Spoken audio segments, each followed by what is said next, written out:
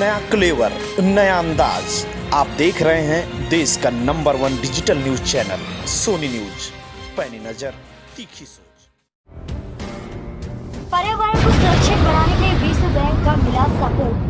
स्वतंत्र प्रभार राज्य मंत्री अरुण सक्सेना ने वायु प्रदूषण को रोकने के कहा कि हमारे देश में वायु प्रदूषण से कई घातक बीमारियां होती हैं, जिसे रोकने के लिए हम उत्तर प्रदेश में कार्य कर रहे हैं। हमारे देश में वायु प्रदूषण कारण ट्रांसपोर्ट गाड़ी डस्ट से मिली होती है और पराली जलाए जाते हैं, जिसे हमें कंट्रोल कर रहे हैं। इसके लिए विश्व बैंक भी हमारा सपोर्ट कर रही है। राजधानी लखनऊ से सोनी न्यूज के लिए नितीश श्रीवास्तव की खास रिपोर्ट।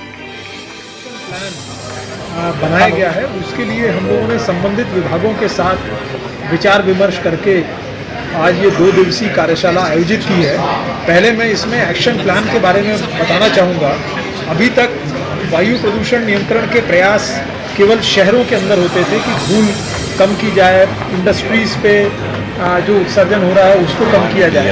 परंतु जो अभी विश्व बैंक के सहयोग से एक तकनीकी अध्ययन हमारे राज्य ने किया है, उसमें ये बात उभर के सामने आई है कि जिस तरह से एक जल का बहाव क्षेत्र होता है, उसी तरह से वायु का भी एक बहाव क्षेत्र होता है। और शहरों के बाहर उस बहाव के क्षेत्र में जो वायु प्रदूषण के स्रोत होते हैं, उनसे शहरों की हवा में भी प्रतिकूल प्रभाव पड़ता है। इसके लिए एक उदाहरण, ज्वलंत उदाहरण सबके सामने है कि जैसे पंजाब में पराली जलती है तो उसका इम्पैक्ट दिल्ली और उत्तर प्रदेश तक आता है। तो हमें समझना होगा कि यदि वायु प्रदूषण शहरों में कम करना है तो शहरों के अंदर तो कार्रवाई होना जरूरी ही है, परंतु शहर के बाहर भी जो वायु का बहाव क्षेत्र है, जिसको हम लोग एयर शेड कहते हैं, वहाँ के प्रदूषण स्रोतों पे कार्रवाई करनी है।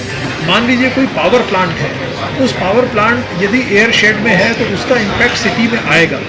तो आज जो एक यहाँ पर कार्यशाला में प्रस्तुतिकरण किया गया है, एयर शेड अप्रोच का जो हमने प्लान तैयार किया है वर्ल्ड बैंक। एयर पॉल्यूशन को कम करने के लिए ये कार्यशाला है। एयर पॉल्यूशन डिजीज़ का बहुत बड़ा कारण है, चाहे वो ब्रोंकाइटिस हो, ब्रोंकियल एस्थमा हो, COPD हो, न्यूमोकोनियोसिस हो। ये बहुत सी बीमारियां एयर पॉल्यूशन की वजह से होती हैं और एक बार हो जाए तो कोई इलाज नहीं है। तो इनको कम करने के लिए, इनकी रोकथाम करने के लिए, लोगों की क्वालिटी ऑफ लाइफ बेहतर करने के लिए, लाइफ स्पैन को सही रखने के लिए ये कार्यशाला आयोजित की जा रही है, ताकि एयर पॉल्यूशन कम हो। एयर पॉल्यूशन कम होगा तो लोगों को बहुत ज़्यादा सहूलियत रहेगी।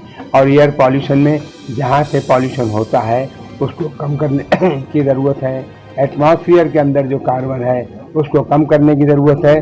उसके लिए योजनाएं बनाई जा रही हैं। उन योजनाओं को सही कार्यान्वयन के लिए हमको फंड्स की भी ज़रूरत पड़ती है, इसलिए वर्ल्ड बैंक के सहयोग से कार्यशाला आयोजित की गई है। कार्यशाला तो आयोजित हो रही है, इसके अलावा विभाग द्वारा क्या अभी नई योजनाएं चल रही हैं इस पर्यावरण कम करने के लिए? विभाग द्वारा पर्यावरण कम करने के लिए काफ़ी योजनाएं चल रही हैं, जिनमें अभी हाल में ही बहुत जल्दी ही हम उत्तर प्रदेश के 4 या 5 जगहों पे इस तरह के इंस्ट्रूमेंट्स लगा रहे हैं, जहां 24 घंटे एयर क्वालिटी की मॉनिटरिंग होगी। पता लगेगा कि यहाँ का क्या पॉल्यूशन है, ताकि उस हिसाब से वहाँ एक्शन हो। जहाँ कहीं भी इंडस्ट्रीज ऐसी होती हैं जिनसे धुआं निकलता होता है, उनकी रोकथाम की जा रही है। नदियों में जो नाले गिर रहे हैं उनको रोकने के लिए STP लगाई जा रही है।